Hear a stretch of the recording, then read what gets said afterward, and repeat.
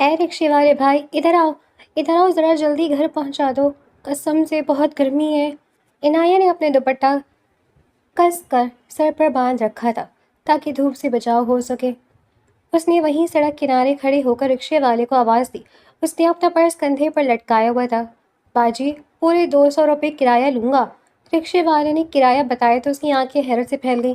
خدا کو مانو، اتنا ناجائز کرایہ؟ وہ بڑبڑاتے ہوئے اس کے رکشے میں بیٹھی۔ 150 سے زیادہ نہیں دوں گی۔ ارے قریبی گلی میں تو گھر ہے میرا، اس پر بھی تم نخرے دکھا رہے ہو۔ رکشے والے نے ناگواری سے اسے دیکھا۔ اگر قریبی گھر ہے تو پیدل چلی جائے نا باجی۔ یہ مشورہ اسے ایک آنکھ نہ بھایا۔ اچھا بس، ابھی زیادہ باتیں کرنے کی ضرورت نہیں ہے، جلدی چلاؤ۔ اس نے کرایہ نکالنے کے لیے پرس کھولا ہی تھا کہ قریب سے ایک موٹر سائیکل سوار تیز رفتاری سے آیا اور رکشے میں ہاتھ بڑھا کر عنایہ کے پرس کو چھینا۔ عنایہ کا سر چکرا کر رہ گیا۔ ارے کوئی پکڑو اس کو، چور چور! وہ چلانے لگی اور اس کی اگلی حرکت پر رکشے والے کے 14 طبق روشن ہو گئے تھے۔ وہ چلتے رکشے سے کود گئی تھی۔ باجی، اس طرح سے مر جائیں گی آپ۔ رکشے والے نے اسے روکنا چاہا مگر اس نے اس کی ایک نہ سن کر چلتے رکشے سے چھلانگ لگائی۔ وہ گرتے گرتے بچی۔ اپنے آپ کو سنبھالتے ہوئے وہ تیزی سے چور کے پیچھے بھاگنے لگی۔ اب منظر یوں تھا کہ چور آگے آگے اور عنایہ، پکڑو بدتمیز کو، آج سے تمہاری جان نکال کے رہوں گی، یہ کہتے ہوئے اس کے پیچھے پیچھے بھاگ رہی تھی۔ چور کی رفتار میں اضافہ ہوا۔ وہ ایک طرف کو نکل گیا جبکہ عنایہ سامنے سے آتی گاڑی کو نہ دیکھ سکی۔ گاڑی کے ٹائر چرچرانے کی آواز آئی اور اس سے پہلے کہ وہ خود کو اور اپنے آپ کو بھی بریک دے دی، گاڑی کے بونٹ سے وہ بری طرح ٹکرائی تھی۔ یا اللہ بچا لے! اس کے منہ سے بے ساختہ نکلا۔ گاڑی ایک جھٹکے سے رکی اور دروازہ کھلا۔ گاڑی سے حیدر شاہ باہر نکلا۔ اس کی آنکھوں میں غصے کی سرخی نمایاں تھی۔ اگر مرنے کا اتنا ہی شوق ہے تو کہیں اور جا کر مرو، اپنے ساتھ دوسروں کی زندگی کیوں ختم کرنے پر تلی ہوئی ہو؟ عنایہ جو اس ٹکر پر درد سے ہلکان سی ہو گئی تھی، اس نے ایک جھٹکے سے حیدر شاہ کی طرف دیکھا۔ گاڑی بھی مجھ پر ہی چڑھاؤ اور چلاؤ بھی مجھ پر ہی۔ آنکھوں سے اندھے انسان اگر دکھائی نہیں دیتا تو اس سڑک پر گاڑی لے کر ہی کیوں آتے ہو؟ اس نے اپنی زخمی کوہنی سہلاتے ہوئے حیدر شاہ کی طرف دیکھا تو وہ غصے سے لال پیلا ہونے لگا۔ تم! اس نے اپنے دانت کچکچائے۔ سڑک پر چہل قدمی کرنے سے فرصت ملے تو تمہیں پتہ چلے کہ فٹ پاتھ پر چلا جاتا ہے، سڑک پر نہیں۔ حیدر بھی کہاں پیچھے رہنے والا تھا۔ اس کا دل ابھی تک زور زور سے دھڑک رہا تھا۔ اگر اس لڑکی کو کچھ ہو جاتا تو اس سے آگے اس سے کچھ سوچا ہی نہیں گیا۔ عنایہ نے غصے سے اس کی طرف دیکھا، گہری سانس بھری اور کچھ کیے بغیر آگے بڑھنے لگی۔ ارے لڑکی، کہاں جا رہی ہو؟ حساب تو دو پہلے میرے نقصان کا۔ اس نے گاڑی کے بونٹ کی طرف اشارہ کیا۔ پہلے چور سے اپنا پرس وصول کرو، اس کے بعد تمہارا حساب چکتا کرتی ہوں۔ وہ جل بھن کر کہتی دوڑی تھی۔ عنایہ کا بس نہیں چل رہا تھا کہ وہ اڑ کر چور کے پیچھے جائے اور اسے بالوں سے پکڑ کر زمین سے پچھاڑ دے۔ اچھا واقعی چور کس طرف گیا ہے؟ وہ بھی عنایہ کے ساتھ دوڑ کر اور اس کے اشارے پر بجلی کی سی رفتار سے آگے بڑھ گیا۔ 5 منٹ بعد وہ عنایہ کے سامنے کھڑا اسے اس کا پرس لوٹا رہا تھا۔ عنایہ ایک دم سے ٹھہر سی گئی۔ یہ اس کے لیے کسی سرپرائز سے کم نہ تھا۔ آپ نے یہ چور سے لیا ہے؟ یہ میرا پرس ہے۔ وہ جیسے شاک سے ہوئی۔ نہیں میرا ہے، میں لے کر گھومتا ہوں، مجھے شوق ہے نا زنانہ چیزیں لے کر گھومنے کا۔ حیدر شاہ نے دانت پیس کر کہا تو عنایہ کو نہ چاہتے ہوئے بھی ہنسی آ گئی تھی۔ اس نے ہنستے ہوئے اپنا پرس واپس لیا۔ ویسے آپ نے اتنی جلدی پکڑ لیا، حیرت ہے۔ حیدر شاہ نے اسے دیکھا۔ اگر رکشے سے چھلانگ لگانے سے پہلے عقل استعمال کر لی تھی تو چور اس سے بھی پہلے پکڑ لیتے ہی۔ عنایہ نے ناسمجھی سے اس کی طرف دیکھا۔ کیا مطلب؟ آپ نے مجھے رکشے سے چھلانگ لگاتے دیکھ لیا تھا؟ حیدر مسکرایا۔ بالکل، اور میں یہی سوچ رہا تھا کہ کیا یہ لڑکی بالکل نفسیاتی ہے جو اس طرح چلتے رکشے سے چھلانگ لگا رہی ہے؟ مجھے کیا پتا تھا تم میری گاڑی سے آ کر گلے مل جاؤ گی۔ عنایہ کے ماتھے پر بل پڑے۔ بس آپ کو بھی اگلی بار سوچ رہنا ہے کہ کس لڑکی کے سامنے زبان چلانے سے بہتر ہے تمیز کا استعمال زیادہ رکھیں۔ عنایہ بھی کہاں پیچھے رہنے والی تھی۔ اس نے اپنا پرس کندھوں پر لٹکایا اور نخوت سے بھرے انداز میں اس کا شکریہ کرتے آگے بڑھ گئی۔ حیدر اسے خود سے دور جاتے دیکھتا رہا۔ عجیب، بہت عجیب۔ اس کے چہرے پر پہلی بار ہلکی سی مسکراہٹ چمک رہی تھی اور وہ خود بھی حیران رہ گیا تھا۔ وہ لڑکی جو کوئی بھی تھی، اس کڑی دوپہر میں تپتے سورج کے نیچے کھڑے حیدر شاہ کے چہرے پر مسکراہٹ بکھیرنے میں کامیاب ہو گئی تھی۔ وہ گھر پہنچی تو کافی دیر ہو چکی تھی۔ عنایہ بیٹا کہاں رہ گئی تھی؟ اس کی والدہ ہاتھ میں تسبیح لیے سر پر چادر جمائے گویا اسی کا انتظار کر رہی تھی۔ بس امی کیا ہی بتاؤں، راستے میں گڑبڑ ہو گئی۔ وہ صوفے پر ڈھہ جانے والے انداز میں بیٹھ کر بولی تو سائمہ بیگم نے بے اختیار اپنے دل پر ہاتھ رکھا۔ کیا مطلب؟ کیا ہوا؟ تم ٹھیک تو ہو نا؟ انہیں اب اس کے ماتھے پر چوٹ کا نشان نظر آیا۔ بس ٹھیک ہی ہوں امی، شکر کرے میرا پرس مل گیا مجھے۔ مجھے تو وہ لڑکا کافی بہادر لگا۔ سائمہ بیگم نے ناسمجھی سے اس کی طرف دیکھا۔ کیا مطلب؟ کیا کہہ رہی ہوں؟ سمجھ نہیں آ رہا مجھے۔ عنایہ نے گہری سانس بھری۔ کچھ نہیں امی۔ اس نے بے اختیار ان کا چہرہ اپنے ہاتھوں میں تھاما۔ آپ بس کھانا لگا دیں، بہت بھوک لگ رہی ہے مجھے۔ اس نے یہ کہتے ہی ان کا ماتھا چوما تو وہ اسے کچھ گرم سی محسوس ہوئی۔ امی آپ کو بخار ہے؟ وہ فوراً سے فکر مند ہوئی۔ نہیں نہیں، بس معمولی سا ہوگا۔ وہ دوائیاں ختم ہو گئی ہیں نا؟ عنایہ کا دل زور سے دھڑکا۔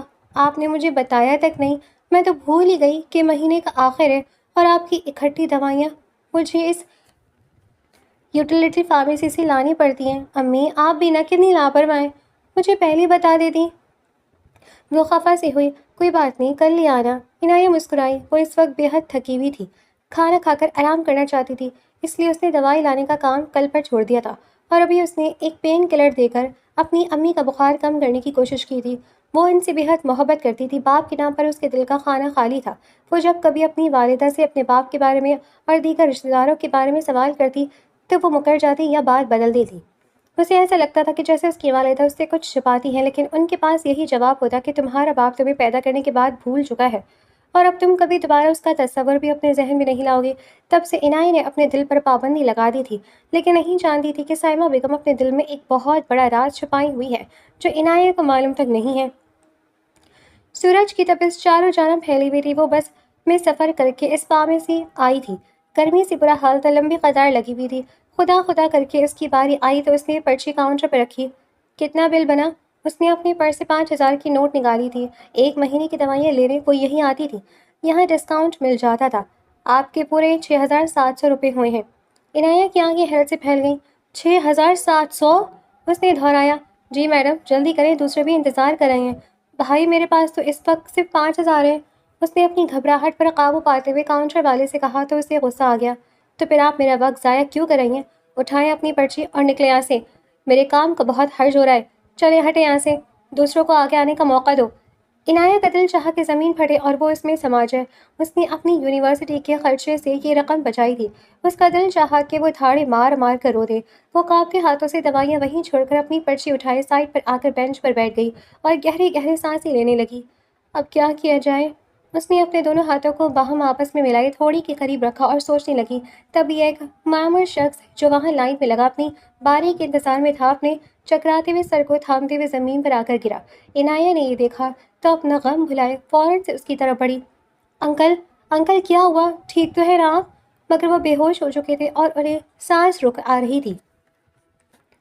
ارے سب دیکھ کیا رہے ہو؟ پانی لاؤ، کوئی جلدی ایمبولینس کو کال کرو۔ وہ چلائی لیکن لوگ ویڈیو بنانے لگے اور ہجوم بنا کر تماشا دیکھتے رہے۔ ہٹے یہاں سے، پیچھے ہٹے جلدی۔ عنایہ کو غصہ آیا ہی تھا کہ ایک بھاری مردانہ آواز پر اس نے نگاہیں اٹھا کر دیکھا۔ حیدر شاہ ہجوم کو چیرتے آگے بڑھا اور جھک کر انہیں دیکھنے لگا۔ تب یہ دونوں کی نظریں آپس میں ملی۔ تم؟ وہ دونوں ایک ساتھ چلائے۔ ہر مصیبت تمہیں ڈھونڈ ہی لیتی ہے، حیدر شاہ نے چپا کر کہا تو عنایہ کا دل چاہا کہ وہ اس کا سر پھاڑ دیں۔ آپ ہر جگہ مصیبت بن کر خود نازل ہوتے ہیں اور اپنا حکم چلاتے ہیں، ہر کوئی آپ کا حکم ماننے کے لیے اس دنیا میں نہیں آیا۔ اس نے انگلی اٹھا کر اسے وارننگ دینے والے انداز میں بدتمیزی کم کرنے کا کہا۔ حکم ہی چلاتا ہوں، شکر ہے رکشے سے بلا وجہ کی چھلانگیں نہیں مارتا۔ عنایہ نے بے اختیار گہری سانس بھری۔ فی الحال اگر مدد کرنے آئے ہیں تو مدد کریں، ورنہ یہاں سے واپس لوٹ جائیں۔ عنایہ کے لہجے نے اسے خود پر کنٹرول کرنے کا احساس دلایا۔ ان کا سر اپنی گود میں رکھیں۔ عنایہ نے ویسا ہی کیا۔ حیدر شاہ نے اس معمر شخص کی شرٹ کے بٹن کھولے اور دونوں ہاتھوں سے ان کے دل پر دباؤ ڈالنے لگا۔ معاملہ زیادہ سیریس نہیں ہے، لیکن ہمیں انہیں فوراً ہسپتال جانا ہوگا۔ اگلے ہی لمحے وہ اس شخص کو سہارا دے کر اپنی گاڑی میں بٹھا چکا تھا۔ آپ بھی آ سکتے ہیں۔ عنایہ جو وہاں کھڑی یہی سوچ رہی تھی کہ اسے جانا چاہیے یا نہیں۔ ایک لمحے کو جھجکی، لیکن پھر کچھ سوچ کر وہ گاڑی کی پچھلی سائڈ پر بیٹھی تاکہ انہیں سنبھال سکے۔ تھوڑی ہی دیر میں وہ دونوں ہسپتال آ چکے تھے۔ ڈاکٹرز کیا کہتے ہیں؟ اس کی آنکھوں میں بار بار آنسو آنے لگے جو حیدر شاہ سے چھپ نہ سکے۔ Are you all right? اس نے یکدم اس سے سوال کر ہی ڈالا۔ جی۔ وہ بس اتنا ہی کہہ سکی اور وہیں کرسی پر بیٹھ گئی۔ اصل میں اسے اپنی امی کی دوائی کا خیال بار بار آ رہا تھا۔ وہ خالی ہاتھ نہیں لوٹنا چاہتی تھی، لیکن قسمت نے اس کے ساتھ یہ عجیب ہی کھیل کھیلا تھا۔ کافی دیر ہو گئی ہے، گھر بھی پہنچنا ہے۔ وہ جانے کے لیے کھڑی ہوئی۔ آپ بیٹھیں، میں آپ کے لیے کچھ لے کر آتا ہوں۔ حیدر شاہ نے اسے نرمی سے کہا تو وہ انکار نہ کر سکی۔ تھوڑی دیر بعد ہسپتال کے کینٹین سے اس کے لیے کچھ کھانے کو لے آیا تھا۔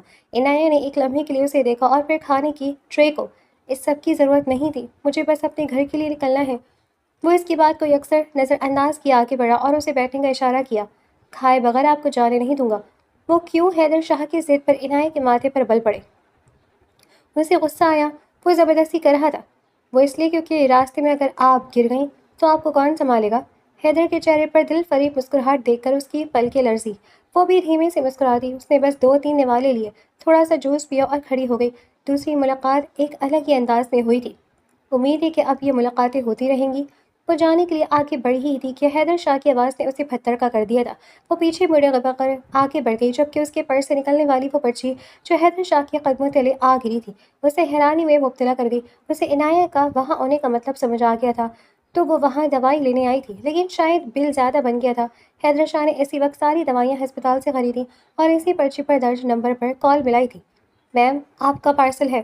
وہ جو تھوڑی دیر پہلے ہی گھر پہنچی تھی، یہ سن کر اچنبے سے فون کو دیکھنے لگی۔ پارسل؟ کون سا پارسل؟ میرا کوئی پارسل نہیں ہے۔ اس نے فون بند کرنا چاہا۔ میم، دیکھیں کسی نے گفٹ بھیجا ہے لیکن نام نہیں لکھا ہوا۔ آپ پارسل ریسیو کرنا چاہتی ہیں تو اپنے گھر کا ایڈریس دے دیں۔ یہ کام وہ اپنے ایک ملازم سے کروا رہا تھا۔ عنایہ ایک تیز لڑکی تھی، وہ فوراً اس کی آواز پہچان جاتی اور یہ حیدر شاہ نہیں چاہتا تھا۔ اوکے، وہ طرز بزب کا شکار ہوئی اور پھر ایڈریس لکھوا دیا۔ شاید میرے ذہن سے کوئی پارسل نکل گیا ہو۔ اس نے ذہن پر بہت زور ڈالا۔ تھوڑی ہی دیر میں پارسل اس کے گھر پہنچ چکا تھا اور یہ دیکھ کر وہ بے ہوش ہوتے ہوتے بچی کہ پارسل میں وہی ساری دوائیاں موجود تھیں۔ آخر یہ کس کا کام ہے؟ وہ سوچے بغیر نہ رہ سکی۔ رہ کر حیدر شاہ کا خیال اس کے دل میں آ رہا تھا۔ وہ کیسے ہو سکتا ہے؟ وہ اتنا بھی نرم دل اور رحم دل نہیں ہے۔ اس نے اپنے خیالات کو خود ہی جھٹلایا تھا، لیکن سچ تو یہ تھا کہ حیدر شاہ کا نام اس کے دل میں گھر کر گیا تھا۔ اگلی شام وہ آئینے کے سامنے کھڑی اپنے کانوں میں موتی سی بنی آویزیں لٹکا رہی تھی اور اس نے تیار ہوتی ہے خود کو آئینے میں دیکھا اور بے اختیار مسکرائی۔ امی دیکھیں میں کیسی لگ رہی ہوں؟ اس نے اپنے بالوں کو کندھے کی طرف ڈالا، دوپٹہ سیٹ کیا۔ صاحبہ بیگم نے فون سے کچھ پڑھ کر اس پر پھونکا تھا۔ بہت پیاری لگ رہی ہو، اپنی نظر اتار لینا۔ اوہ امی، پوری دنیا آپ کی عنایہ کو ہی نظر مارنے بیٹھی ہے کیا؟ وہ ہنستے ہوئے بولی تو اس کی والدہ نے اس کی کمر پر دھموکا جڑا۔ بکو مت، دعا پڑھ کر جانا اور جلدی آ جانا۔ اس نے سر ہلایا اور اپنی دوست کی سالگرہ پر ان کے ساتھ ریسٹورانٹ گئی ہوئی تھی۔ کافی ہلا گلا کرنے کے بعد جب وہ لوگ واپس آ رہے تھے تو 2 آباش لڑکے انہی کی گاڑی سے تھوڑا دور کھڑے ایک لڑکی کو ہراساں کر رہے تھے اور وہ بہت ڈری ہوئی تھی۔ میں ابھی جا کر ان کو سیدھا کرتی ہوں، عنایہ کی برداشت کی حد جواب دی گئی۔ اس کی دوست نے اسے روک لیا۔ کیا کر رہی ہو یار تم؟ ہم بھی تو اکیلے ہیں، ہمارے پیچھے پڑ گئے تو؟ عنایہ نے اپنے ہاتھ چھڑائے۔ ہم اکیلے نہیں ہیں، ہم ساتھ ہیں اور انہیں تو میں اچھی طرح سبق سکھاتی ہوں۔ وہ ان کی بات کی پرواہ کیے بغیر آگے بڑھی۔ شرم نہیں آتی تم لوگوں کو؟ وہ ان کے سر پر جا کر برسنے لگی۔ تم یہاں سے نکلو، تم کچھ نہیں جانتی، دفع ہو جائے یہاں سے۔ لڑکوں نے بدتمیزی کی حد کر دی تھی۔ نہیں جاؤں گی، کیا کر لو گے تم لوگ؟ اس نے اپنی آستین اوپر چڑھائی اور ان پر چڑھ دوڑی۔ بحث طویل جھگڑے میں بدلنے لگی کہ اچانک ایک گاڑی وہاں آ کر رکی۔ چند آدمی تیزی سے باہر نکلے۔ عنایہ اب خوفزدہ ہو کر پیچھے ہٹی۔ اسے لگا شاید ان لڑکوں کے ساتھ ہی آ گئے ہیں، مگر اگلے ہی لمحے وہ دونوں آدمی ان لڑکوں کو پکڑ کر گاڑی میں ڈال کر دوسری طرف لے گئے۔ عنایہ نے حیرت سے انہیں دیکھا، تبھی ایک دوسری گاڑی آ کر رکی اور اس سے حیدر شاہ باہر نکلا۔ عنایہ کی آنکھیں حیرت سے پھیل گئی۔ وہ ساکن سانس لیے یک تک نگاہوں سے حیدر شاہ کی طرف دیکھنے لگی۔ اس کا دل زور سے دھڑکنے لگا۔ وہ دھیرے دھیرے چلتا ہوا اس کے سامنے آیا اور اپنے سینے پر بازو لپیٹے۔ تجھے منع بھی کیا تھا کہ یہ پنگا مت لے، دیکھ لیا نتیجہ، اب پتہ نہیں کیا ہوگا۔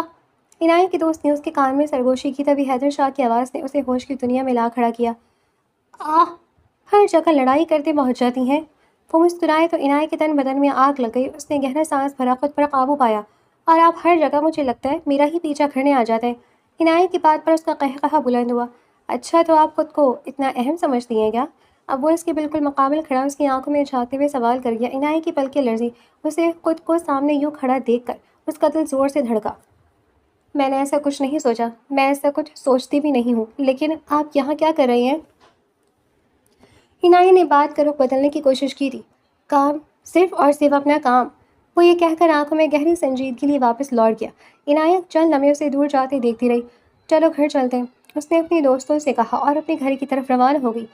دل البتہ وہیں کہیں رہ گیا تھا۔ حیدر، تمہارے چچا کی طبیعت بہت خراب ہے، وہ تمہیں ہی یاد کر رہے ہیں۔ حیدر شاہ گھر پہنچا تو اس کی والدہ نعیمہ بیگم رات دیر تک اس کا انتظار کرتی رہی۔ اسے انہونی کا احساس ہوا۔ اس سے پہلے کہ وہ کچھ پوچھتا نعیمہ بیگم نے اسے بتا دیا تھا۔ حیدر کے دل کو دھکا سا لگا۔ میں نے کیا جواب دوں گا کہ میں نے اتنے مہینوں کے بعد بھی کوئی سراغ حاصل نہیں کیا؟ وہ بے بسی کی آخری کیفیت پر تھا۔ نعیمہ بیگم نے اس کے کندھوں پر ہاتھ رکھا۔ فکر نہ کرو، خدا تمہاری مدد ضرور کرے گا۔ میں برسوں سے اس کا دکھ جانتی ہوں۔ سب کچھ برباد ہو گیا۔ وہ رات ہم سب کی زندگی میں تباہی لے آئی تھی، اور آج تک ہم اس رات کی ہولناکیوں کو بھول نہیں سکے ہیں۔ ہمت کرو میرے بچے۔ نعیمہ بیگم نے اسے ہمت دلائی تو وہ دھیرے دھیرے چلتا ہوا اپنے چچا کے کمرے کے دروازے کے پاس کھڑا ہو گیا۔ وہ اسی کا انتظار کر رہے تھے۔ آؤ حیدر۔ ان کی نحیف سی آواز پر اس کا دل دھک سے بھر گیا۔ وہ شرمندہ نگاہوں سے اندر داخل ہوا۔ آج بھی نا امید سے لوٹے ہو کیا؟ ان کے سوال نے اسے اندر تک توڑ کر رکھ دیا۔ میں کوشش کروں چچا جان، جاننا حوصلہ رکھیں۔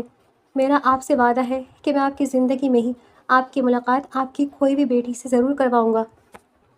حیدر شاہ کی آواز ان کے جلتے ہوئے دل پر فوار سی برسائی تھی۔ ادھر بیٹھو میرے پاس۔ انہوں نے اسے اپنے پاس بٹھایا تھا۔ آج سے 19 برس پہلے جب تمہاری چچی جان شگفتہ بیگم نے مجھ سے علیحدگی کا مطالبہ کیا تو میں اسے اس کی بچگانہ حرکت سمجھ رہا تھا۔ بچی تھی، مری ہوئی پیدا ہو گئی تھی۔ میرے نزدیک اسے اس بات پر مٹی ڈال دینی چاہیے تھی، لیکن اب مجھے اندازہ ہو رہا ہے کہ بڑھتی عمر کے ساتھ مجھے اپنی اولاد کتنی یاد آ رہی ہے۔ وہ ٹھیک تھی، وہ ماں تھی نا، میں غلط تھا۔ وہ ہر بات کو جذبات کی نگاہوں سے دیکھتی تھی، اور میں نے پریکٹیکل ہو کر سوچا، یہاں تک کہ اکیلا رہ گیا۔ مجھے لگا تھا کہ یہ سازش نہیں ہو سکتی، شگفتہ کے دماغ کا خلل ہے، لیکن اسے اچھی طرح یاد تھا کہ کس طرح راستے بند ہو گئے تھے۔ اسے مجبور سرکاری ہسپتال جانا پڑا تھا، اور پھر وہاں بچی کا غائب ہونا، یہ سب کچھ سازشی تھی۔ میں سچ کہہ رہا ہوں۔ وہ اپنی ذات کی بدترین توڑ پھوڑ سے گزر رہے تھے۔ ہم پتہ لگا لیں گے، چاہے 19 برس بیت جائیں یا 19 صدیاں۔ میں کوشش کروں چچا جان، میں آپ کو آپ کی بیٹی سے ضرور ملواؤں گا۔ وہ زندہ ہوگی، مجھے اپنے رب پر اتنا بھروسہ تو ہے۔ حیدر شاہ نے ان کے دونوں ہاتھوں کو اپنے ہاتھوں میں جوڑ کر آنکھوں سے لگایا تھا۔ بچے کی پیدائش کے موقع پر شگفتہ چچی اپنے والدین کے گھر گئی تھیں، جہاں انہیں طبیعت کی خرابی کے باعث ہسپتال لے جایا گیا، مگر راستے میں غیر معمولی ٹریفک نے انہیں سرکاری ہسپتال میں لے جانے پر مجبور کیا تھا۔ اس وقت شفقت شاہ صاحب یعنی حیدر کے چچا، جو ایس پی ہوا کرتے تھے، وہ ایک جرائم پیشہ گروہ کے خلاف کام کر رہے تھے، اور یہی ان کی بچی کی گم شدگی کا باعث بنا تھا۔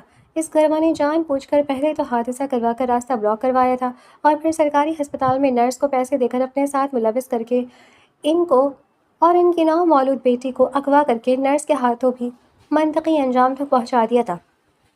حیدر شاہ کو اس نرس کی تلاش تھی۔ اس نے اس سرکاری ہسپتال کے سارے ریکارڈز چیک کرنے کا حکم دیا تھا، لیکن اسے کوئی خاطر خواہ کامیابی حاصل نہیں ہوئی تھی۔ پر وہ ہمت نہیں ہارا تھا۔ اسے یقین تھا کہ وہ اپنے چچا جان کو ان کی بیٹی سے ضرور ملوائے گا۔ اس واقعے کے بعد ان کی زندگی تباہ ہو گئی تھی۔ ان کی بیوی انہیں چھوڑ کر چلی گئی تھی۔ بیٹی کے غم نے ان کی بیوی کو جلدی بیمار لگا دی تھی، اور وہ اس دنیا سے ہی رخصت ہو گئی تھی۔ چچا جان نے پھر دوبارہ شادی کبھی نہ کی تھی۔ اپنی بیٹی کے غم کو سینے سے لگائے وہ بستر پر پڑ گئے تھے۔ انہوں نے حیدر شاہ سے کہا تھا کہ وہ ایک رحم دل انسان ہونے کے باعث ان کی بیٹی کا پتہ لگائے، آیا وہ زندہ بھی ہے یا اسی وقت اسے انجام تک پہنچا دیا گیا تھا۔ مگر حیدر شاہ کا دل کہتا تھا کہ اس کی کزن زندہ ہوگی، اور اس کے لیے وہ کوششیں کر رہا تھا۔ چچا جان کو حوصلہ دینے کے بعد وہ باہر نکلا تو اسے کال موصول ہوئی تھی۔ سر، ہمیں اس سرکاری ہسپتال کا 19 سال پرانا ریکارڈ مل گیا ہے۔ اس دن پورے وارڈ میں صرف ایک ہی بچی پیدا ہوئی تھی، اور وہی اغوا ہوئی تھی۔ رات کے 2 بجے کا وقت تھا۔ اس وقت ڈاکٹر کو اسسٹ کرنے والی نرس کا نام۔ جیسے جیسے حیدر کو معلومات ملتی گئی ویسے ویسے اس کے 14 طبق روشن ہو گئے۔ فوراً ایک ٹیم تیار کرو اور اس پتے پر بھیجو۔ وہاں جو کوئی بھی ہو اسے گرفتار کرنا ہے اور اس نرس کا پتہ اگلوانا ہے۔ وہ فون پر ہدایت دیتا اپنی گاڑی میں بیٹھا تھانے کی طرف روانہ ہو چکا تھا۔ رات کے 3 بج رہے تھے۔ سائمہ بیگم اپنا جا نماز بچھائے نماز پڑھنے میں مشغول تھیں۔ انہی کے برابر میں پلنگ پر عنایہ گہری نیند میں سوئی ہوئی تھی۔ تبھی دروازے پر دستک ہوئی۔ سائمہ بیگم چونک گئی۔ اس وقت کون ہو سکتا ہے؟ وہ دھیرے دھیرے چلتی باہر آئی، دروازے پر دستک بڑھتی گئی۔ کون ہے؟ انہوں نے وہیں سے آواز لگائی، تبھی دروازہ دھاڑ کی آواز کے ساتھ کھلا۔ کسی نے اسے توڑ دیا تھا۔ آپ لوگ کون ہیں اور یہاں کیا کر رہی ہیں؟ سائمہ بیگم حواس باختہ سی ہوئی اور پیچھے کی طرف ہٹیں۔ 2 لیڈی کانسٹیبل آگے بڑھی۔ آپ کا نام سائمہ ہے؟ سائمہ بیگم کی آنکھیں حیرت سے پھیل گئی تھیں۔ ہاں، مگر آپ لوگ اس وقت اس طرح، یہ کون سا طریقہ ہے کسی کے گھر میں داخل ہونے کا؟ شور سے عنایہ بھی اٹھ گئی تھی۔ کون ہے امی؟ وہ باہر آئی تو اس کی حیرت کی انتہا نہ رہی۔ آپ لوگ کون ہیں اور یہاں کیا کر رہے ہیں؟ اور میری اموں کی ہتھکڑی کیوں لگا رہے ہیں؟ وہ چلائی تھی، بی بی صاحبہ آپ دور رہیں، ہمارے پاس ان کی گرفتاری کی وارنٹ ہے۔ یہ سننا تھا کہ عنایت سر پر اندر بھاگی اور اپنا دوپٹہ اٹھا لائی۔ میں بھی ان کے ساتھ جاؤں گی، میری ماں نے کچھ نہیں کیا، چھوڑ دیں انہیں، وہ بے قصور ہیں۔ وہ رونے لگی۔ سائمہ بیگم نے ساکت نگاہوں سے انہیں دیکھا تھا۔ میرا جرم کیا ہے؟ سائمہ بیگم کو اپنا دل جیسے کسی اندھیری کھائی میں ڈوبتا ہوا محسوس ہوا۔ اماں، آپ ان کی باتوں میں نہ آئیں، یہ تو کسی پر کچھ بھی الزام لگا کر اسے اندر کروا دیتے ہیں۔ کہاں ہیں تمہارے بڑے صاحب؟ بلاؤ انہیں، ان سے بات کرنا چاہتی ہوں۔ اس طرح تم لوگ میری ماں کو لے کر نہیں جا سکتے۔ وہ اونچا اونچا رونے لگی تھی۔ بی بی صاحبہ آپ ہٹیں یہاں سے، ورنہ ہمیں مجبوراً آپ کو بھی گرفتار کرنا پڑے گا۔ سائمہ بیگم نے بے اختیار پیچھے مڑ کر اپنی بیٹی کا ماتھا چوما تھا۔ تم یہاں سکون سے بیٹھو، میں آ جاؤں گی، فکر مت کرو، یہ لوگ مجھے گرفتار نہیں کر سکتے۔ مگر عنایت کا دل جیسے کسی نے مٹھی میں لے کر زور سے مسل دیا تھا۔ پولیس انکار انہیں گرفتار کرتے ہوئے گھسیٹ کر لی جا رہے تھے۔ امی، امی، وہ ان کے پیچھے دوڑی تھی، مگر تب تک پولیس کی گاڑیاں جا چکی تھیں۔ میں کہاں جاؤں؟ میں کیا کروں؟ میں کیسے ان کے ساتھ جاؤں؟ اس نے ادھر ادھر سواری کی تلاش میں نظریں دوڑائی تھیں۔ تھوڑا دور جاتے ہی اسے ٹیکسی نظر آئی تھی۔ وہ ٹیکسی میں بیٹھ کر مطلوبہ تھانے پہنچی۔ امی، امی، وہ دوڑتے ہوئے اندر داخل ہوئی۔ سائمہ بیگم سر جھکائے جیل کی سلاخوں کے پیچھے تھی، اسے دیکھ کر فوراً سے کھڑی ہوئی۔ تم یہاں کیوں آئی ہو عنایت؟ لیکن عنایت ان کی بات سنی انسنی کرتے ہوئے آگے بڑھی۔ کہاں ہے تمہارے صاحب؟ بلاؤ انہیں، میری ماں کو کیوں گرفتار کیا ہے؟ مجھے ان سے بات کرنی ہے۔ وہ بے حد بے چین تھی، بے بسی اس کی آنکھوں سے جھلک رہی تھی۔ آپ اندر نہیں جا سکتی۔ اہلکار نے آگے بڑھ کر اس کا راستہ روکا۔ عنایت نے اپنی سرخنی آنکھیں اس پر گاڑ دیں۔ مجھے اندر جانے سے کوئی نہیں روک سکتا، مجھے جانے دو۔ تبھی اہلکار کا فون بج اٹھا۔ اس لڑکی کو اندر آنے دو، مجھے ساری آوازیں سنائی دے رہی ہیں، اندر بھیجو اسے فوراً۔ اسی وقت اہلکار نے فون رکھا اور اسے راستہ دیا۔ صاحب آپ کو ہی بلا رہے ہیں۔ عنایت دوڑ کر اندر داخل ہوئی تو کمرے کے وسط میں میز کے پیچھے رکھی کرسی پر رخ پھیرے بیٹھا اپنے دونوں ہاتھوں کی انگلیاں باہم آپس میں پھیلائے اس کے آنے کا انتظار کر رہا تھا۔ آپ ہوتے کون ہیں میری ماں کو گرفتار کرنے والے؟ وہ معصوم ہیں، انہوں نے کوئی جرم نہیں کیا، انہیں برائے مہربانی چھوڑ دیں، آپ کو ضرور کوئی غلط فہمی ہوئی ہے۔ عنایت چلائی تھی، تبھی آہستہ آہستہ سے کرسی گھومی اور سامنے موجود شخصیت کو دیکھ کر عنایت اپنا اگلا سانس لینا بھی بھول گئی تھی۔ آپ، اس کے منہ سے پھنسی سی آواز نکلی تھی۔ حیدر شاہ بھی اپنی جگہ شاگرد تھا، وہ کبھی بھی عنایت کا تصور نہیں کر سکتا تھا۔ جی بالکل، میں ایس پی حیدر شاہ۔ وہ اپنی جگہ سے کھڑا ہوا اور اسے بیٹھنے کا اشارہ کیا۔ عنایت ڈھہ جانے والے انداز میں کرسی پر بیٹھی۔ اسے لگا وہ کبھی اگلا سانس نہیں لے پائے گی۔ اسے اپنے سینے میں گھٹن سی محسوس ہوئی۔ اس نے بے اختیار گہرے گہرے سانس لیے۔ میری ماں کا جرم کیا ہے؟ وہ بے قصور ہے، مجھے پورا یقین ہے، وہ بے رب سے الفاظوں میں اس سے پوچھنے لگی۔ نگاہیں اس کے ہاتھوں میں موجود فائل پر جمی ہوئی تھی۔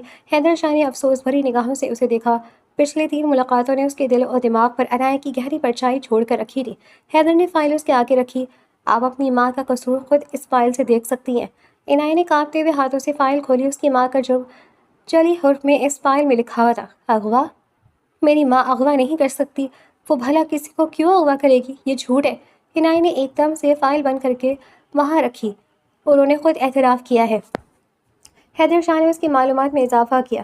انہیں پریشرائز کیا گیا ہوگا، کوئی انہیں پھنسا رہا ہے۔ میری ماں ایسا کیوں کرے گی؟ وہ سادہ طبیعت کی عورت ہیں، وہ ایسا کبھی نہیں کر سکتی۔ عنایت کو اپنی ماں پر پورا بھروسہ تھا۔ جب میں کہہ رہا ہوں انہوں نے خود اعتراف کیا ہے تو پھر پیچھے کا کیا بچتا ہے؟ مجرم جب اپنے جرم کا خود اعتراف کر لے تو اسے مجرمی تصور کیا جاتا ہے۔ عنایت کا دل کانپنے لگا، اس کی آنکھوں سے بہتا سیل رواں حیدر شاہ کو بے چین کر رہا تھا، مگر وہ اپنا فرض نبھا رہا تھا۔ اگر آپ کو یقین نہیں آتا تو ہم انہیں یہاں بلا لیتے ہیں۔ اس نے پاس کھڑے اہلکار کو اشارہ کیا اور تھوڑی ہی دیر بعد سائمہ بیگم ہاتھوں میں ہتھکڑی پہنے اندر داخل ہوئی تھی۔ حیدر شاہ نے انہیں کرسی پر بٹھایا تھا۔ آپ کی بیٹی کو آپ کے بیان پر یقین نہیں ہے، کیا آپ ان کے سامنے اعتراف کر سکتی ہیں؟ سائمہ بیگم نے نم آنکھوں سے اس کی طرف دیکھا۔ امی آپ جو بھی کہیں گی سچ کہیں، بالکل بھی ان کے پریشر میں نہ آئیں، یہ تو سب طاقت کے زور پر اگلوا لیتے ہیں، وہ بھی جھوٹ موٹ۔ وہ تڑپ تڑپ کر روتی اپنی ماں کو منع کر رہی تھی، مگر سائمہ بیگم نے اس کا ہاتھ تھاما اور آنکھوں سے لگایا۔ تمہاری قسم میری جان، میں جو کہوں گی سچ کہوں گی اور اس کے علاوہ کچھ بھی نہیں کہوں گی۔ عنایت نے ہاتھ بے دم سا ہو کر اپنے ہی پہلو میں گرایا۔ سائمہ بیگم 19 سال پیچھے چلی گئی تھی جب وہ ایک سرکاری ہسپتال کے وارڈ میں بیٹھی تھی۔ انہیں اپنے موبائل پر ایک انجان کال آئی تھی۔ ہم اسپتال کے باہر تمہارا انتظار کر رہے ہیں، ہمیں تم سے ضروری کام ہے۔ سائمہ بیگم نے کال سنتے ہی 2-3 بار نظر انداز کیا، مگر تیسری بار جب کال آئی تو جو کچھ کہا کہ اس نے سائمہ بیگم کے پیروں تلے سے زمین نکال دی تھی. تمہاری بہن نے جو جرم کیا ہے وہ پوری دنیا کے سامنے لائیں گے. اس نے ایک سیاست دان کے بیٹے کو قتل کیا ہے. ہمیں سب معلوم ہے، لیکن ہم تمہیں یہ سب معاف کر سکتے ہیں اگر تم ہماری بات مانو تو. سائمہ بیگم کو اس وقت اپنا دل ڈوبتا ہوا محسوس ہوا. وہ نہ چاہتے ہوئے بھی باہر نکلی تو وہاں اسے 3 لوگ نقاب میں دکھائی دیے. یہاں ایک عورت وارڈ میں داخل ہوئی ہے. تمہیں بس اتنا کرنا ہے کہ اسے، چاہے بچی ہو یا بچہ، تمہیں اسے اٹھا کر ٹھکانے لگا دینا ہے. سائمہ بیگم نے پہلے تو اپنی سماعتوں پر شک کیا کہ شاید انہوں نے کچھ غلط سنا ہے، مگر جب دوسری اور تیسری بار یہی بات کہی گئی تو وہ پیچھے ہٹ گئیں. اگر تم خیر چاہتی ہو تو یہ کام تمہیں کرنا ہی پڑے گا، ورنہ تمہاری بہن، تمہارا پورا خاندان اپنی جان سے ہاتھ دھو بیٹھے گا. سائمہ نے وہیں اپنے دل کو تھام لیا اور کڑے دل کے ساتھ ڈاکٹر کو اسسٹ کرنے ان کے کمرے میں پہنچ گئی.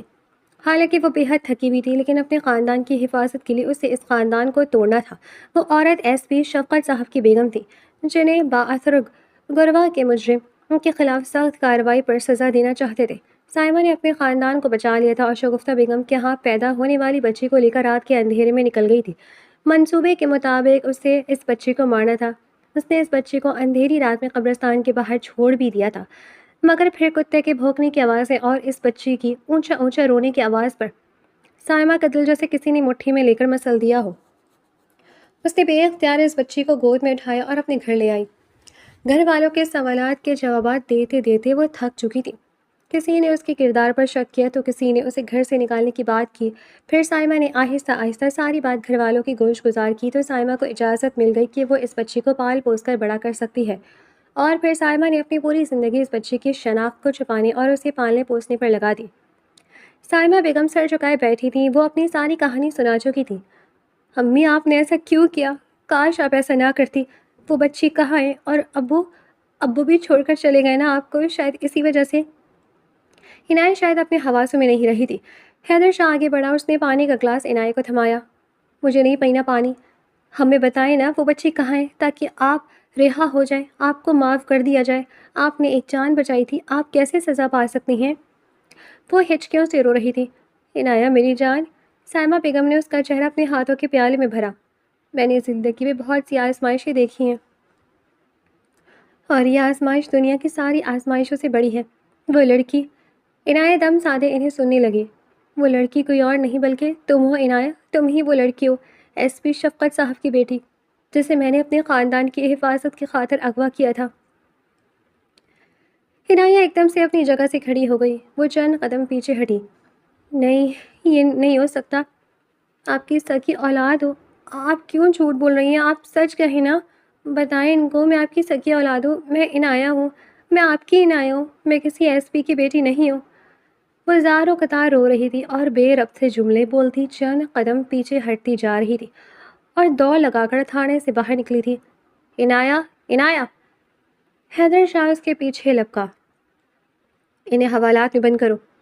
انہوں نے سائمہ بیگم کی طرف اشارہ کیا اور عنایت کی تلاش میں اس نے تھانے سے باہر دوڑ لگا دی. عنایت، عنایت رک جاؤ، رک جاؤ عنایت! وہ بھاگتی چلی جا رہی تھی. میری بات مانو عنایت، ٹھہر جاؤ پلیز. اس نے اسے کئی بار روکنے کی کوشش کی، مگر وہ اس قدر حواس باختہ تھی کہ روتے روتے سڑک کے بیچوں بیچ کھڑی ہو گئی اور اپنے چکراتے ہوئے سر کو تھامتے ہی وہیں زمین پر بیٹھ گئی. اگلے ہی لمحے تیز رفتاری سے آتی گاڑی کی ہیڈ لائٹس اس کے چہرے پر پڑی تھی. حیدر شاہ اپنی جگہ ساکت کھڑا رہ گیا تھا. عنایت!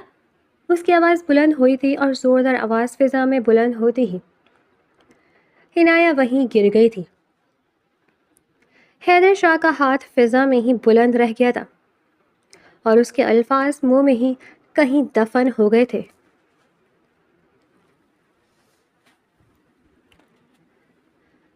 اب کیسی طبیعت ہے ڈاکٹر صاحب عنایت کی؟ عنایت ایس پی حیدر شاہ کے کمرے میں اس کے بستر پر لیٹی ہوئی تھی. نعیمہ پاس ہی موجود تھی. دیکھیے انہیں گہرا صدمہ پہنچا ہے، اسٹریس لیول بہت زیادہ ہائی ہے. آپ ان کا بہت خیال رکھیں، برین ہیمریج بھی ہو سکتا ہے. ایس پی حیدر شاہ نے گہرا سانس بھرا. ٹھیک ہے ڈاکٹر. وہ انہیں باہر تک چھوڑنے گیا. واپس آئے تو وہ ہوش میں آ چکی تھی، لیکن خالی خالی نگاہوں سے گھر کی چھت کو گھور رہی تھی. میں کہاں ہوں؟ اس کا پہلا سوال سن کر ایس پی حیدر شاہ نے بے اختیار نعیمہ بیگم کی طرف دیکھا. عنایا، تم کیسا محسوس کر رہی ہو؟ اس نے نرم لہجے میں پوچھا۔ تو عنایا ایک جھٹک سے کھڑی ہو گئی۔ امی، امی کہاں ہے؟ وہ جھوٹ کہتی ہیں، وہ سچ نہیں کہہ رہی، پلیز مجھے امی کے پاس جانا ہے۔ نعیمہ بیگم نے آگے بڑھ کر اسے اپنے سینے سے لگایا۔ کیا تمہیں اپنے حقیقی باپ سے ملنا ہے؟ حیدر شاہ کی آواز اسے کسی گہری کھائی سے کھینچ لائی تھی۔ حقیقی باپ؟ اس نے پھٹی پھٹی نگاہوں سے حیدر شاہ کی طرف دیکھا۔ کیا وہ حیات ہیں؟ کیا وہ مجھے قبول کر لیں گے؟ اس کے لہجے میں بے حد بے چینی کے سوا کچھ نہیں تھا، اور بے چینی حد سے سوا تھی۔ وہ تو کب سے تمہاری راہ میں پل کے بجھائے بیٹھے ہیں۔ حیدر شاہ دکھ سے مسکرایا۔ تم ٹھیک ہو جاؤ، اب ریلیکس ہو جاؤ، اس کے بعد ہم چلیں گے۔ مگر عنایا اپنی جگہ پر کھڑی ہو گئی۔ مجھے ابھی اسی وقت ان سے ملنا ہے، میں ان سے درخواست کروں گی، خدا کا واسطہ ہے مجھے ان سے ملوائیے۔ حیدر شاہ نے بے اختیار نعیمہ بیگم کی طرف دیکھا تو انہوں نے آنکھوں ہی آنکھوں میں اسے اشارہ کیا۔ چلو میرے ساتھ۔ اس نے آگے بڑھ کر عنایا کا ہاتھ تھاما۔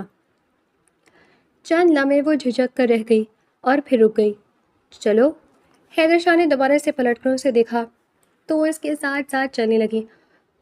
2 کمرے چھوڑ کر تیسرے کمرے میں وہ اندر داخل ہوئی تو ایک نحیف سے بزرگ بستر پر لیٹے کسی کی تصویر کو اپنے سینے سے لگائے ہوئے تھے۔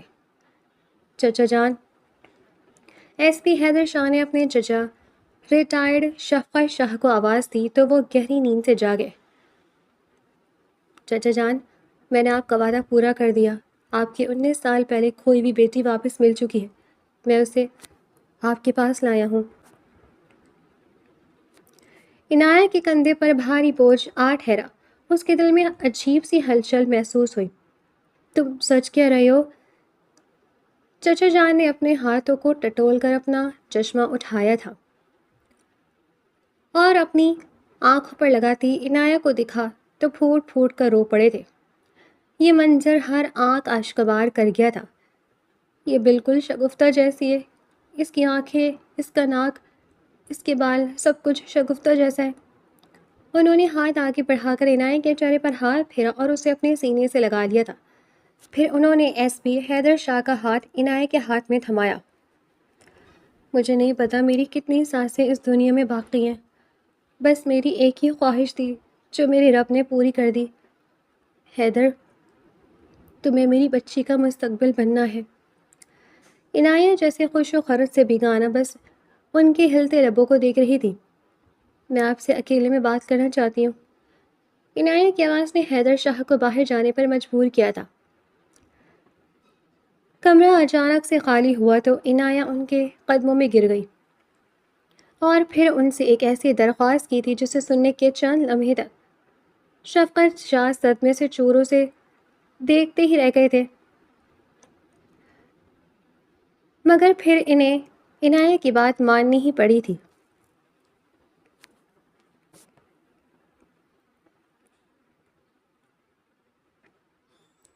اسے وہاں آئے 6 مہینے سے زیادہ ہو چکے تھے، مگر اس کے چہرے پر بازی ٹھہر گئی تھی۔ شفقت شاہ آہستہ آہستہ صحتیاب ہوتے گئے۔ عنایا کے ملنے نے ان کے اندر زندگی کی نئی روح پھونک دی تھی۔ وہ بالکنی میں کھڑی چائے پی رہی تھی جب اسے اپنے پیچھے کسی کی آہٹ کا احساس ہوا۔ اس نے نگاہیں اٹھا کر دیکھا تو حیدر شاہ اپنے سینے پر بازو پھیلائے اسے ہی غور سے دیکھ رہا تھا۔ اس نے سر کو ہلکا سا خم دیا اور وہاں سے جانا ہی مناسب سمجھا، لیکن حیدر شاہ نے اس کی نازک کلائی اپنے مضبوط فولادی ہاتھوں میں جکڑ لی۔ مجھے تم سے بات کرنی ہے، اس نے اس کی کلائی پر زور دے کر محبت بھرے لہجے میں کہا تو عنایا وہیں بینچ پر بیٹھ گئی۔ کہیے، اسی طرح مختصر بات کرتی تھی۔ امی نے سوچا ہے، بلکہ امی نے تاریخ مقرر کر دی ہے، اگلے ہفتے ہمارا نکاح ہے۔ عنایا چند لمحے تو کچھ بول ہی نہیں سکی اور اس کی نگاہیں جھکی اور جھکتی ہی چلی گئیں۔ تم ٹھیک ہو نا؟ عنایا نے محض اس بات میں سر ہلایا۔ تمہیں کوئی اعتراض تو نہیں ہے؟ وہ پوچھنے لگا۔ نہیں، یہ کہہ کر وہ اٹھ کر اپنے کمرے کے بجائے اپنے بابا کے پاس آئی تھی جو اس وقت کوئی کتاب پڑھ رہے تھے۔ ہاں میرے بچے، وہ ان کے اشارے پر ان کے سامنے بیٹھ گئی۔ آپ اپنا وعدہ کب پورا کریں گے؟ اس کی آنکھوں میں بے شمار سوالات تھے۔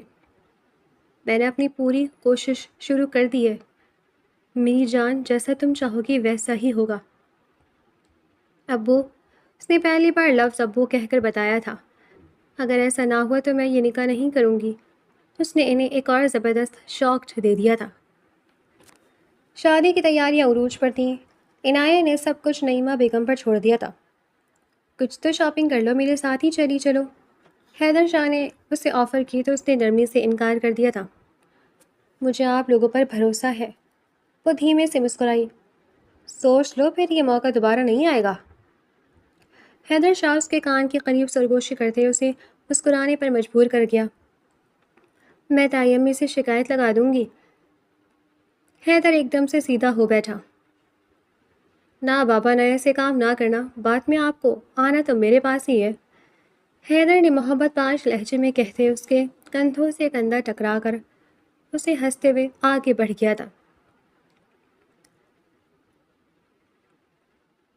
نکاح والے دن عنایہ دلہن کے لباس میں سرخ جوڑا پہنے بہت پیاری لگ رہی تھی اور حیدر شاہ کے دل میں گھر کر رہی تھی۔ نکاح کا وقت تھا۔ عنایہ کو اس کے برابر میں لا کر بٹھا دیا گیا۔ نکاح پڑھائیے مولوی صاحب۔ حیدر کے والد نے انہیں اشارہ کیا تو عنایہ نے ہاتھ اٹھا کر انہیں روک دیا تھا۔ سوری تایا جان، جب تک میری شرط پوری نہیں ہوگی میں یہ نکاح نہیں کر سکتی۔ ایس پی حیدر کو جھٹکا سا لگا۔ وہ اپنی جگہ پر کھڑا ہو گیا تھا۔ کون سی شرط؟ کیسی شرط؟ کہ کیا بچپنا عنایہ؟ اسے غصہ آیا تھا۔ میں نے یہ شرط اپنے بابا کے سامنے رکھی تھی اور ان سے تحفے کے طور پر مانگا تھا۔ اگر وہ میری خواہش پوری نہیں کر سکتے تو پھر مجھے بھی اس گھر میں کوئی دلچسپی نہیں ہے۔ حیدر کو عجیب سا احساس ہوا۔ وہ ایک دم سے ڈھہ جانے والے انداز میں وہیں بیٹھ گیا۔ نکاح ہوگا، ضرور ہوگا۔ اونچی نسوانی آواز پر سب نے سامنے نگاہیں اٹھا کر دروازے میں دیکھا تو سائمہ بیگم کھڑی مسکرا رہی تھی۔ عنایہ نے دیکھتے ہی دوڑ کر اور ان سے لپٹ کر خوب کو رو پڑی تھی۔ آپ کا حق سب سے پہلے ہے۔ آپ نے اپنی زندگی میں سب کچھ کیا، اپنی ساری جوانی مجھ پر لگا دی۔ کیا میں اتنا نہیں کر سکتی آپ کے لیے؟ حیدر شاہ نے بے اختیار سکون بھری سانس خارج کی۔ میں ڈر گیا تھا عنایہ، تم نے تو مجھے ڈرا ہی دیا۔ وہ اپنے خیالات بتانے سے باز نہیں آتا تھا۔ شفقت شاہ نے سائمہ بیگم کو معاف کر دیا تھا کیونکہ انہوں نے ان کی بچی کو نہیں مارکا اور انہیں پالنے پوسنے پر اس گھر کا حصہ بنانے کا ہی اعلان کر دیا تھا۔ آج یہاں ایک نہیں 2 نکاح ہوں گے۔ عنایہ کی بات پر سب لوگ حیرانی میں ڈوب گئے تھے۔ تبھی وہ سائمہ بیگم کا ہاتھ تھام کر شفقت شاہ کے پاس آئی تھی۔ میری ماں کو بھی زندگی گزارنے کا حق ہے جس طرح مجھے ہے۔ عنایہ نے انہیں اپنے برابر میں بٹھایا تھا۔ 6 مہینے سے پکتی کھچڑی اب اپنے انجام تک پہنچی تھی۔ مولوی صاحب نے ایجاب و قبول کے لیے دونوں طرف سے پوچھنا شروع کیا تھا۔ سائمہ بیگم کو شفقت شاہ نے اس عمر میں اپنی بیوی بنا کر اپنے بڑھاپے کا سہارا ڈھونڈا تھا۔ اب عنایہ کی باری تھی۔ اس نے پہلی بار محبت سے مسکراتے ہوئے حیدر شاہ کی طرف دیکھ کر قبول ہے کہا تھا۔ مبارک سلامت کا شور مچ اٹھا اور پھر عنایہ کو حیدر شاہ کے کمرے میں پہنچا دیا گیا۔ پہلے صرف نکاح تھا، لیکن پھر حیدر شاہ کی بڑھتی وارفتگیاں دیکھ کر اس کی والدہ نے رخصتی کا بھی اعلان کر دیا تھا۔ حیدر تو اپنی جگہ پھولے نہیں سما پایا تھا۔ وہ خوشی سے بھرپور انداز میں کمرے میں داخل ہوا جہاں عنایہ موجود نہیں تھی۔ یہ کہاں چلی گئی؟ اس نے کمرے میں ڈھونڈنا شروع کیا، تبھی اسے اپنے پیچھے آہٹ کا احساس ہوا اور کسی نے اپنی سیڑھی اونچی کر کے اس کی دونوں آنکھوں پر ہاتھ رکھ دیا تھا۔ عنایہ جانم، وہ اسے پہچان گیا۔ اس نے اس کا ہاتھ تھاما اور پھر اسے اپنے مقابل کیا۔ اگلی لمحے اپنی مضبوط باہوں کے حصار میں بھیج چکا تھا۔ تمہارے بدن سے اٹھتی مہک نے مجھے یہ باور کروا دیا کہ یہ تم ہی ہو۔ عنایہ نے شرماتے ہوئے اس کے سینے میں اپنا منہ چھپا لیا تھا۔ پتہ ہے تم سے محبت کب ہوئی تھی؟ وہ اسے لے کر بیڈ پر آ چکا تھا اور اب اس کی گود میں سر رکھے اس کی آنکھوں میں جھانک رہا تھا۔ جب تم نے رکشے سے چھلانگ لگائی تھی، وہ جو کسی رومانٹک جملے کا انتظار کری تھی، یہ سنتے ہی اس کا قہقہہ بلند ہوا تھا اور اس نے حیدر شاہ کے سینے پر مکوں کی برسات شروع کر دی تھی۔ ارے ارے ظالم، شوہر کی مار ڈالو گی کیا؟ عنائی نے بے ساختہ جھکی تھی اور اس نے حیدر شاہ کا ماتھا چوم لیا تھا۔ حیدر شاہ نے اسے اپنی باہوں کے حصار میں لے لیا تھا۔ اتنا خوبصورت تحفہ مجھے آج تک کسی نے نہیں دیا۔ وہ اس کے اس قیمتی بوسے کی طرف اشارہ کر رہا تھا جو محبت اور تحفظ کی علامت تھا۔ اس نے پہل کرتے ہوئے حیدر شاہ کے ماتھے پر مہر کی صورت ثبت کیا تھا۔ محبت کا خوبصورت سورج طلوع ہو رہا تھا اور اب اسے کبھی غروب نہیں ہونا تھا۔ دوسری بیگم اور دوسری طرف سائمہ بیگم اور شفقت شاہ نے عمر بھر ایک دوسرے کے ساتھ نبھانے کی قسم کھائی۔ وہ دونوں زندگی کے کھیل پر حیران تھے اور عنایہ اور حیدر شاہ زندگی کی اس خوبصورتی پر اپنی رب کے حضور نازا ہو کر اپنے آپ میں مگن، ایک دوسرے کی محبت کا خوبصورت ذائقہ محسوس کرتے ایک دوسرے میں گم محبت کی برسات میں بھیگے چلے جا رہے تھے، اور اس خوبصورت انجام پر زندگی جھوم جھوم کر مسکراتے ہوئے رقص کر رہی تھی۔